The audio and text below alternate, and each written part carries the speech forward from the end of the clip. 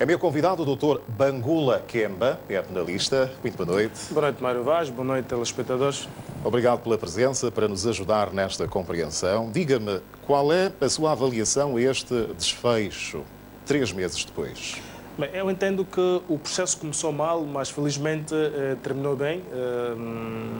Podemos apontar um monte de defeito e dizia que começou mal porque quando os erros foram indiciados, acusados, havia uma plena convicção, quase que generalizada, de que todos eles seriam condenados pelos crimes de que tinham sido acusados. Mas há uma característica que é muito importante em matéria de processo penal e, sobretudo, quando se fala de produção da prova. Tanto a prova que fundamenta quer a absolvição ou a condenação dos arguidos é aquela que é produzida em tribunal.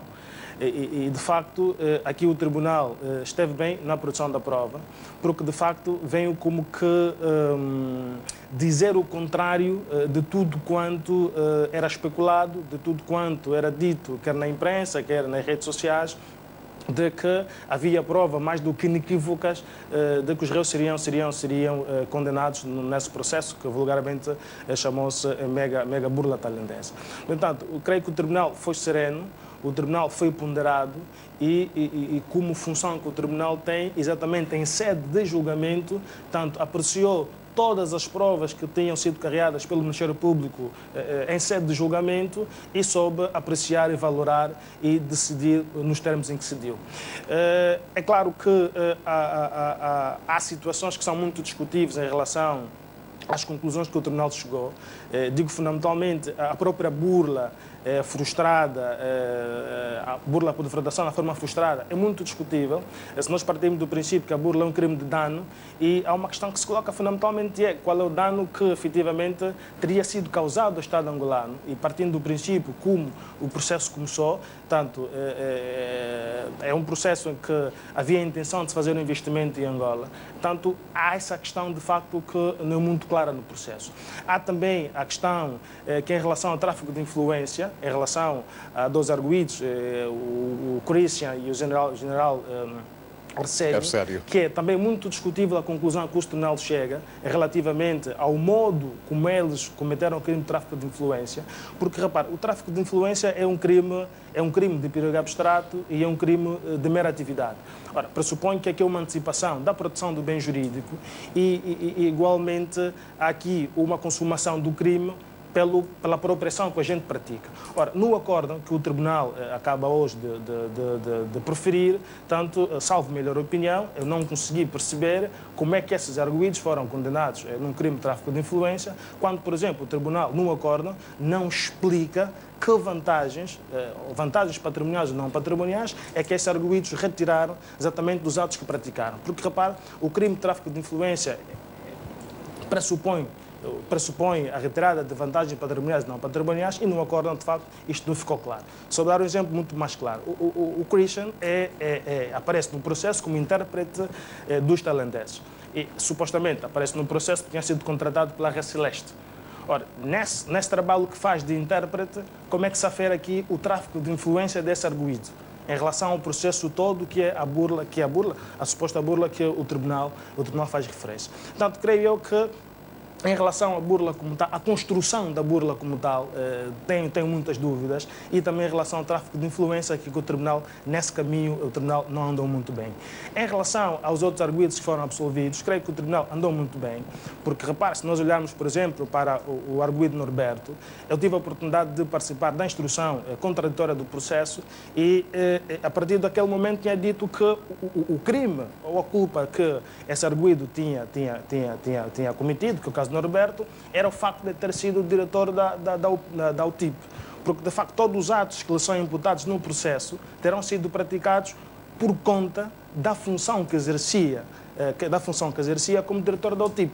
Ora, olhando para os atos que ele praticou para que o investimento ou para que os investidores entrassem em Angola, portanto, não se vislumbra nenhuma irregularidade, não se vislumbra nenhuma violação da lei, porque são atos que foram praticados sempre tendo em conta a função que o mesmo exercia. E o que é que vislumbra? Haverá algum eventual recurso, uma vez estamos a falar apenas desta primeira instância, não é? Haverá, na sua perspectiva, olhando para a maneira como houve este primeiro desfecho, um eventual recurso ao plenário, que ainda os pode assistir? Não me parece que haja aqui recurso, salvo o Rajo Vaz, que foi condenado na pena de 7 anos, mas em relação aos outros arguidos foram condenados em penas muito razoáveis. E creio que pelo tempo que estão em prisão preventiva não é muito razoável e também não se aconselha recorrer da decisão, porque de facto são penas bastante brandas e recorrer ao plenário não seria o melhor caminho. Se claro é que o melhor caminho era cumprir as penas e eventualmente depois requerer uma liberdade condicional. Em relação aos arguidos, creio que alguns haverá uma expiação da pena, mas um eventual recurso não creio que haja, salvo do arguido Révoras, que tem a pena de 7 anos, porque em relação aos outros, creio que é uma questão de tempo e em função do tempo poderão eventualmente requerer uma liberdade condicional. Fala em tempo. Ora, que lição é que podemos tirar deste caso, de facto, que hoje tem este desfecho 3 meses depois? Não, este caso deixa um aviso muito importante para todos nós. E vi, de facto, ali o Dr. Sérgio a falar da opinião de alguns juristas que, no fundo, condenaram o Ministério Público pelo facto de ter requerido a absolvição do arguido Norberto, o que é mau.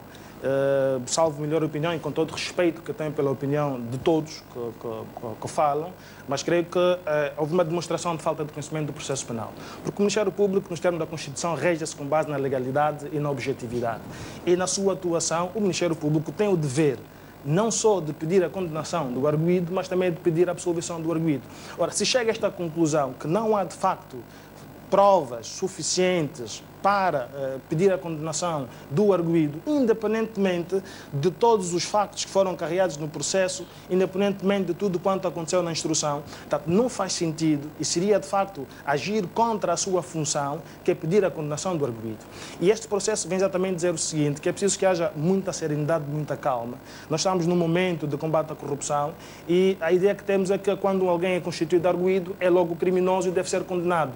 E esse processo vem exatamente mostrar o contrário, que 3 meses depois, quase todos os arguidos foram absolvidos, entendo eu, quase todos foram absolvidos, tendo em conta as penas bastante brandas que foram aplicadas e de facto, é daquilo que se diz a montanha pariu um ratinho, né? Não um rato, mas um ratinho, passa aqui a expressão e perdão da palavra. Estará, obviamente, a fazer essa referência por causa da própria denominação oficial mega burla tailandesa, é por aí? Exatamente, quando se adjetiva o processo nos termos em que se adjetivou, primeiro cria-se uma ideia, e é a ideia que se criou de que, de facto, havia ali crimes. Né?